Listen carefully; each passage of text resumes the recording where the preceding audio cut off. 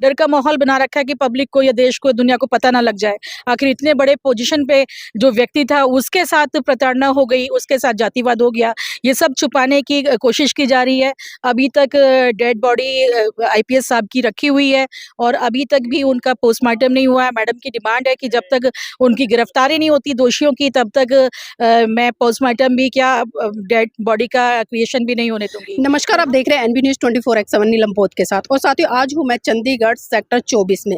जी हाँ, आप मेरे पीछे जो कोठी देख पा रहे हैं, ये कोठी किसी और की नहीं बल्कि अभी जो पीछे एक घटना घटी 7 तारीख को, आप सबने देखा कि जिस तरह से वो घटना घटी पूरे भारत देश में कहीं ना कहीं एक चर्चा का विषय बनी और एक हलचल मच गई कि आज इतने ऊंचे पद पर होने के बावजूद भी कोई व्यक्ति अपने आप को गोली मारकर आत्महत्या कर ले, तो ये बहुत बड़ा सवाल है। और उसके पीछे की जो कहानी है साथियों, मैं बात करती हूँ बार बार की जाति है कि जाति नहीं। आज़ादी के 77 साल भारत को हो चुके हैं, लेकिन आज भी जो जाति व्यवस्था है मुंह खोले खड़ी है। आज भी जाति व्यवस्था आज इतनी गहरी हो गई है कि लोगों के मन मस्तिष्क से निकल नहीं रही है। तमाम लोगों को देखते हैं, पार्टियों को देखते हैं, हम समरसता की तो बात होती है, लेकिन जो समानता है, समानता की बात आज कोसों दूर तक नहीं होती। और वही कारण है कि आज इतने बड़े अधिकारी, या मैं कहूँगी कि सुप्रीम कोर्ट के चीफ जस्टिस तक को लेकर लोग जाति सूचक शब्दों से संबोधित करते और किसी को इतना मानसिक रूप से मजबूर कर देते हैं कि वो खुद गोली मारकर अपनी आत्महत्या कर लेता है। और एक सवाल खड़ा होता है इस लोकतंत्र पर, इस आजाद भारत पर और तमाम उन सत्ताधारी लोगों पर जो इस भारत की कल्पना करते हैं, या जो इस देश के वीर नायकों ने इस भारत की कल्पना की, जिस तरह से इसको गढ़ा, क्या सही मायने में आज वो भारत या उस तरह से जो लोकतंत्र है या इस देश की जनता के लिए जनता का शासन देखने को मिल रहा है। इसी विषय पर चर्चा करने के लिए आज मेरे साथ में तमाम बुद्धिजीवी लोग हैं, उनसे जुड़ने का प्रयास करूंगी और जानने का प्रयास करूंगी कि जो पूरा का पूरा घटनाक्रम हुआ है और बहुत सारी परतें खुल रही हैं, सुसाइड नोट भी मिला है, तमाम तरह की चीजें हैं और उसमें बहुत सारी चीजें निकल कर आ रही हैं, तो उनको किस तरह से देखते हैं और इसके पीछे क्या कारण है। मैडम, नाम क्या है? मेरा नाम शर्मिला जौहरी। पहले आप सभी को जय भीम नमो बुद्धाय। और आज हम सब लोग यहाँ मैम से मिलने पहुँचे हैं, आईपीएस साहब की मिसेस से, वो भी एक आईएएस ऑफिसर हैं। बहुत ही दुख हुआ देख के कि इस पोजीशन पे पहुँच के भी लोगों को प्रताड़ित किया जा रहा है, जातिवाद का सामना करना पड़ रहा है। इतना स्मार्ट पर्सन देख के मतलब उनको फोटो में देखा नहीं जा रहा, बहुत ही स्मार्ट हीरो जैसे लग रहे हैं। उनके साथ भी अगर हो सकता है, चीफ जस्टिस के साथ हो सकता है, तो आज लोगों की मानसिकता देखो, लोग कितनी गिरी मानसिकता के लोग हैं, कहाँ पहुंचा दिया आज जातिवाद को। हमें लगता था कि हमारा कॉन्स्टिट्यूशन चल रहा है और ये सोचो कि आज इस कॉन्स्टिट्यूशन का राज है तो भी इतनी प्रताड़ना लोगों को झेलनी पड़ रही है। जब मनुस्मृति का राज रहा होगा तो लोगों की क्या हालत रही होगी। बाबा साहब कहाँ से निकाल के इस देश को लाए और वापस हम लोग वहीं खड़े हुए हैं। आज ये हालत देख के ना इतने यहाँ पे लोग पहुंचे हुए हैं और मैम बहुत गमगीन है, देख के बहुत दुख हुआ है, बहुत माहौल दुख से भरा हुआ है। अंदर क्या कुछ ऐसा घट रहा है जो बाहर नहीं आने दे रहा? क्योंकि मैंने भी तमाम प्रयास किए अंदर जाने के लिए, मेरे हाथ में आईडी थी, नहीं जाने दिया। हाँ। वैसे जनरल लोगों को जाने दिया जा रहा, तो क्या खतरा सता रहा? हम देख रहे हैं कि तमाम जो पुलिसकर्मी है वो भी सिविल ड्रेस में घूम रहे हैं, तो कुछ अलग ही चल रहा है क्या? लोग डरते हैं, डर का माहौल बना रखा है और तो वैसे कुछ नहीं है। डर का माहौल बना रखा है कि पब्लिक को या देश को दुनिया को पता ना लग जाए। आखिर इतने बड़े पोजीशन पे जो व्यक्ति था उसके साथ प्रताड़ना हो गई, उसके साथ जातिवाद हो गया। ये सब छुपाने की कोशिश की जा रही है।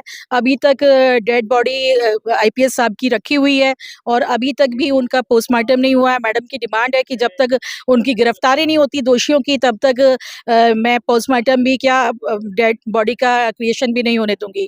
और हम सब मैम के साथ खड़े हुए हैं पूरी तरह से। बस ये अंदर की बात बाहर ना आ जाए। सारे लीडर्स आ रहे हैं, सब जा सकते हैं, लेकिन पत्रकार क्यों नहीं जा सकते? मैडम से क्यों नहीं मिलने दिया जा रहा? उनके दुख दुनिया के सामने क्यों नहीं आने दे रहे? तो ये तो बहुत ही एक सोचनीय विषय है। मैम की हालत जो है देख के पता लग रहा है कि मैम बहुत परेशान है, दुखी है। जी, तमाम राजनीतिक दलों के नेता यहाँ पर आ रहे हैं, सांत्वना भी दे रहे हैं, दुख भी प्रकट कर रहे हैं और एक आश्वासन भी देकर जा रहे हैं कि भाई हमारी पार्टी या हमारा संगठन इसमें सक्रिय रूप से भूमिका निभाएगा ताकि इंसाफ मिल सके। तो क्या लगता है ऐसे में जो तमाम नेता आ रहे हैं, एक सांत्वना देकर जा रहे हैं, एक आश्वासन देकर जा रहे हैं, क्या ये आंदोलन या जो एक इंसाफ की मांग बार बार उठ रही है, क्योंकि 5 दिन कम नहीं होते, किसी की डेड बॉडी रखी है, पोस्टमार्टम भी नहीं हुआ है, उस परिवार की हालत भी बहुत गंभीर है, तो क्या लगता है ऐसे में जो पार्टियां हैं या जो संगठन है वो किस तरह से काम कर पाएंगे? ये अगर ठीक से काम कर रही होते तो ये जातिवाद होता क्या? है। यहाँ पे आज जो भी लोग पहुंच रहे हैं, सब देखने में ऐसा लग रहा है कि इनके साथ जातिवाद हो रहा है। इतने अच्छे परिवारों के लोग निकल के आ रहे हैं, अच्छी-अच्छी पोजीशन से आ रहे हैं, बिज़नेस क्लास लोग आ रहे हैं, सब लोग यहाँ पहुँच रहे हैं। तो इसका मतलब ये है कि हम कहीं भी पहुँच जाएँ, ये जातिवाद नहीं खत्म हो सकता। जो निचले पायदान पे व्यक्ति खड़ा है, उसको निचले पे रखा जाएगा। और हद हद से ज़्यादा हैरानगी हो रही है कि आज जो पब्लिक यहाँ पहुँची है, ये बेचारी पब्लिक एक तरह से जो जुट रही है, नेता तो सिर्फ़ एक तरह से मिल के आ रहे हैं, देख के चले जा रहे हैं। उन्हें मुझे नहीं लगता कि उनको अपनी पॉकेट भरने से अलावा कुछ उन्होंने काम किया होता। वास्तव में जातिवाद का मुद्दे को उन्होंने उठाया होता, जिस तरह से पहले उठाए गए थे, तो ये जातिवाद खत्म नहीं होता क्या? लेकिन जातिवाद के दोषी कौन है? क्योंकि जिस तरह से लगातार जातिवाद भी बढ़ रहा है, इसकी खाई मतलब एक तरह से बहुत गहरी होती जा रही है। लोग चाहकर भी इससे बाहर निकलना नहीं चाह रहे। बाबा साहब ने घोषणा की 1935 में, फिर 1956 में बौद्ध धर्म अपनाया और समाज को भी एक बहुत बड़ा संदेश दिया। लेकिन आज भी हम देख रहे हैं कि उनका समाज कहीं न कहीं टस से मस नहीं हो रहा है, वो उस विचारधारा में नहीं आ रहा, उस संस्कृति में नहीं आ रहा है, जो एक तरह से इस देश में मानवतावादी विचारधारा को आगे बढ़ाती है। तो क्या लगता है कहीं न कहीं दोषी समाज के ही लोग तो नहीं हैं? ये है बहुत बड़ा रीज़न समाज के लोग ही हैं, जो बाबा साहब को ठीक से पहचान नहीं पाए, उनके संदेश को समझ नहीं पाए। एक 32 डिग्रियों का मालिक अपने रास्ता चुन लेता है, तो हम लोगों को शांति से उनके पीछे चल देना चाहिए था। उन्होंने कोई गलत रास्ता नहीं दिखाया था। उन्होंने हमें हमारी असली संस्कृति से हमें जोड़ा था, लेकिन हम ही नहीं पहचान पाए। हमारी गलती सबसे बड़ी है कि हम ही नहीं पहचान पाए। हम पढ़ते नहीं हैं, समझते नहीं हैं, मनन नहीं करते हैं, सिर्फ़ हम भक्ति करते हैं।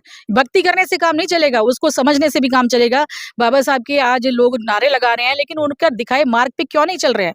शिक्षा को और अपनी पहचान को हमें पहचानना पड़ेगा। 2 ही चीज़ हैं रास्ते जो हमें बचा पाएगा, इस समाज को बचा पाएगा। जी, और भी लोग हैं इसी कड़ी में, उनसे भी जुड़ने का प्रयास करूँगी। भाई जी नाम क्या है? हरिंदर सिंह।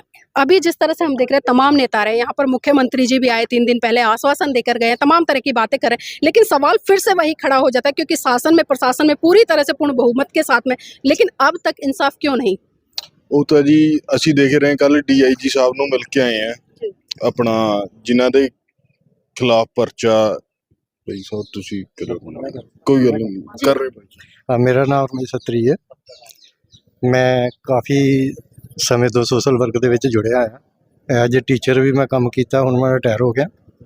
पर मैं जो ज़िंदगी 'ਚ देखा, जो आप सवाल कर रहे थे कि इसमें कसूर किसका है, ये कसूर हमारे समाज का है। हमारा समाज नहीं समझता कि हम अपने लोगों के साथ मिलकर चलेंगे तो उसका भला हो सकता है। वो यही चाहता है कि जिस जिस पार्टी में हम हैं, अपना घर भर लो, अपना परिवार पालो, बाकी किसी की तरफ कोई ध्यान नहीं देते। ये सबसे बुरी बात है। मैं बहुत लोगों को जोड़ने की कोशिश की है, मैंने बहुत सारे एजिटेशनां लड़ी हैं, सब कुछ किया, पर मेरे को साथ देने वाला नहीं मिलता। कुछ लोग मिलते हैं तो कुछ लोग कहते हैं आप फंस जाएंगे, ऐसा हो जाएगा, ऐसा होएगा। मैं टीचिंग डिपार्टमेंट में रहा हूँ, 28 साल सर्विस की है और पूरा टंग के रखा हर एक बंदे ने जिस बंदे ने गलत काम किया, और ऐसे ही फैसले करवाए मैंने जो पिछले सालों से बड़ी बड़ी यूनियन वाले भी नहीं करवा पाए, वो भी फैसले मैंने करवाए। लेकिन जिस तरह से हम देखते हैं कि एक एक व्यक्ति को, और कोई साधारण व्यक्ति नहीं, कोई आम व्यक्ति नहीं, चाहे सुप्रीम कोर्ट के चीफ जस्टिस की बात करें, पिछले दिनों जो राष्ट्रपति रहे पूर्व कोविंद जी, उनकी बात करें, या तमाम ऐसे बड़े बड़े अधिकारी कमिश्नर रैंक के रहे हो, यहाँ तक कि अभी जिस तरह से हम यहाँ का उदाहरण देख रहे हैं, क्योंकि छोटी बात नहीं है। तो क्या लगता है बहुजन समाज आखिर कब जागेगा? एक के बाद इस तरह की घटनाएं हो रही है और अब तो लोगों ने आत्महत्या भी करना शुरू कर दिया है।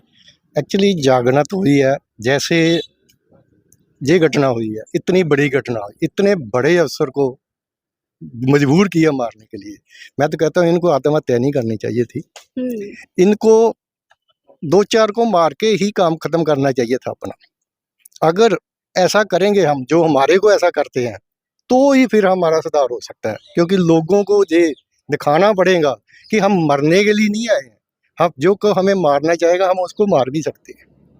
जी, तो देखिए ये सवाल लगातार खड़ा होता है कि जिसकी भी हत्या होती है या जिसके ऊपर किसी भी तरह की एट्रोसिटी होती है, तो जो जागरूक लोग एक बात कहते नजर आते हैं कि जब मरना ही था तो कम से कम कुछ लोगों को ऐसा सबक सिखाकर जाते जिससे कि एक समाज में जागृति पैदा होती। तो इसी कड़ी में और भी लोग हैं, उनसे भी जुड़ेंगे। नाम क्या है आदरणीय जी?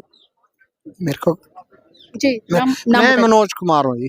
मनोज कुमार जी, पूरा घटनाक्रम हुआ है, पूरा परिवार दुख में है, तो आप किस तरह से इस घटना को देख रहे हैं? क्या इंसाफ मिलेगा या लगातार इसी तरह से आंदोलन होता रहेगा, इसी तरह से लोग आते रहेंगे, नेता आते रहेंगे? आंदोलन को मैं जहाँ तक समझता हूँ उसमें कमी इस करके है क्योंकि हमारा अभी समाज जागृत नहीं है, और जब तक हम निचले लेवल पे हर व्यक्ति को जागृत नहीं करेंगे, हमारा जो आम आदमी है वो अज्ञानता की वजह से दुश्मन के पाले में खड़ा है। और हमारी ड्यूटी बनती है हर एक आदमी को, जब तक हम जागरूक नहीं करेंगे, चाहे उसमें हमारा ऊपर का लीडरशिप है, अगर वो भी हमारे सही से काम नहीं कर रही है, तो अगर हमारा नीचे का समाज जागृत हो जाएगा तो अपने आदमी का भी गला पकड़ेगा, क्यों नहीं हमारा साथ खड़े हो तुम आके। तो मैं समझता हूँ जब तक नीचे वाली पब्लिक को हम जागरूक नहीं कर पाएंगे तब तक ये शोषण होता ही रहेगा। ऊपर वाले लीडरशिप अपनी जेबें भरेंगे और नीचे समाज का ऐसे ही शोषण होता रहेगा।